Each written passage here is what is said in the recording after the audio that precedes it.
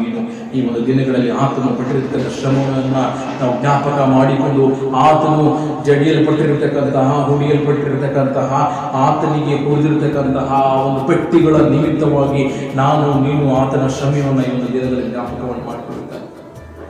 ನನಗಾಗಿ ನಿನಗಾಗಿ ನಾನು ನೀನು ಸೂಕ್ಷ್ಮವನ್ನು ಉಂಟ ಮಾಡಬೇಕು.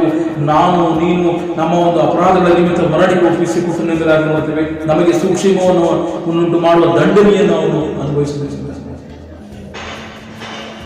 ಕರ್ತನಲ್ಲಿ ಪ್ರಿಯ ಸಹೋದರಿಯರೇ, ಇಂದು ಇಲ್ಲಿವರೆಗೂ ಯೇಸು ಕ್ರಿಸ್ತನನ್ನ ನೀನು ನಿನ್ನ ಜೀವಿತದಲ್ಲಿ ನೀನು ಅಂಗೀಕರಿಸದೇ ಇದ್ದಲ್ಲಿ ನೀನು ಆತನ ಶ್ರಮೆಯನ್ನು ಜ್ಞಾಪಕ ಮಾಡು. ಆತನು ನಿನಗಾಗಿ ಕೊಟ್ಟಿರತಕ್ಕಂಥ ಶ್ರಮೆಯನ್ನ, ಆತನು ನಿನಗಾಗಿ ಅನುಭವಿಸಿರ್ತಕ್ಕಂಥ ನೋವನ್ನ, ಆತನು ನಿನಗಾಗಿ ಅನುಭವಿಸಿರ್ತಕ್ಕಂಥ ಆ ಒಂದು ಪೆಟ್ಟನ್ನು ನೀನು ಜ್ಞಾಪಕ ಮಾಡಿ.